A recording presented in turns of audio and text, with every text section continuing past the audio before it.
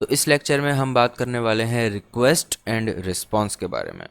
अब वेबसाइट जो है उसके अंदर रिक्वेस्ट एंड रिस्पॉन्सेज काम कर रहे होते हैं।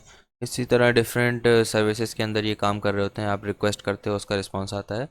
मैंने जैसे कि आपको समझाया था क्लाइंट एंड सर्वर मॉडल, उसके अंदर यहाँ पे आपको नज़र आ रहा है क्लाइंट, ठीक है, और यहाँ पे आपको नज़र आ रहा है server. Client and server model समझने के बाद अब इसको समझना आसान हो जाएगा कि HTTP रिक्वेस्ट और HTTP रिस्पॉन्स क्या होता है।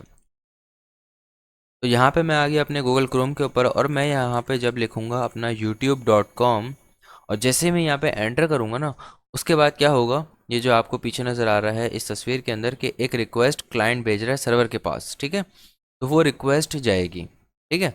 अब जब मैं यहाँ पे लिखने के बाद एंटर करूँगा ना, तो ये रिक्वेस्ट गई सर्वर के पास, और सर्वर ने जब रिस्पॉन्स किया, उस रिस्पॉन्स के अंदर उसने ये सारा डाटा मुझे दिया कि ये थंबनेल्स हैं, ये वीडियोस हैं, ये इस चैनल का नाम है, ये वीडियो का टाइटल है, ये सारे यहाँ पे हमारे सेक्शंस हैं, trending music and different different, और ये सारी वीडियोस हैं, और ये सारा उसने डाटा मुझे लाके यहाँ पे शो करवा दिया। अब मैं जब नीचे स्क्रॉल करता जा रहा हूँ, तो ये ऑटोमेटिकली बैकएंड पे बैकग्राउंड में रिक्वेस्ट जा रही है, उसका रिस्पॉन्स आ रहा है, ठीक है। और मुझे बार बार रिफ्रेश करने की ज़रूरत नहीं है, ये ऑटो रिफ्रेश हो रहा है। ऑटोमेटिकली सर्वर से ये सारा डाटा मुझे ला ला के दे रहा है जब मैं इसको नीचे स्क्रॉल डाउन कर रहा हूँ, ठीक है। तो ये सिंपली होता है रिक्वेस्ट। जब भी हम सर्वर से कुछ मांगते हैं या किसी भी वेबसाइट के डोमेन को विजिट करते हैं, तो एक रिक्वेस्ट जाती है सर्वर के पास, ठीक है।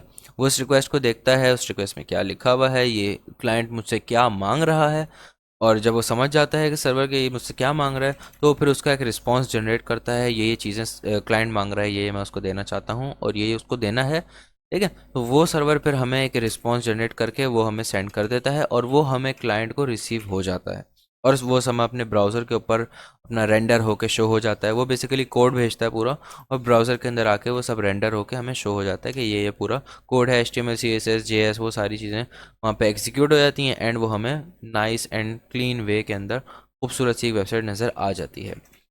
अच्छा, रिक्वेस्टेस एंड रिस्पॉन्सेज की थोड़ी बहुत अब थ्योरी देख लेते हैं। यहाँ पे लिखा हुआ है HTTP प्रोटोकॉल, एंड यहाँ पे HTTP रिक्वेस्ट है, आस्किंग फॉर स्टफ। रिक्वेस्ट के अंदर क्या होता है, हम सर्वर से कुछ आस्क कर रहे होते हैं, कुछ स्टफ मांग रहे होते हैं। हाय आई वांट दिस प्लीज़, हम सर्वर को कह रहे होते हैं मुझे ये चाहिए, ठीक है। सर्वर क्या करता है, प्रोसेसिंग करता है, getting what you ask for. Server उन चीज़ों को जमा करता है और प्रोसेसिंग करता है हमारी इस रिक्वेस्ट को जो हमने उससे मांगा है। देन HTTP रिस्पॉन्स आता है, गेटिंग द आंसर। फिर हमें रिस्पॉन्स करता है सर्वर कि ये चीज़ें आपने मांगी थी और ये इसका रिस्पॉन्स है, ये आप ले लो, क्लाइंट को वो दे देता है। और यही साइकिल रिपीट होता रहता है जब भी हमें उसकी नीड होती है, ठीक है। ये सिंपली होता है रिक्वेस्ट एंड रिस्पॉन्सेज, इस तरीके से काम करती हैं। रिक्वेस्ट जाता है सर्वर के पास, और रिस्पॉन्स आता है हमें क्लाइंट के पास, ठीक है। ये होता है पूरा क्लाइंट। तो ये तो ये होता है पूरा रिक्वेस्टेज एंड रिस्पॉन्सेज।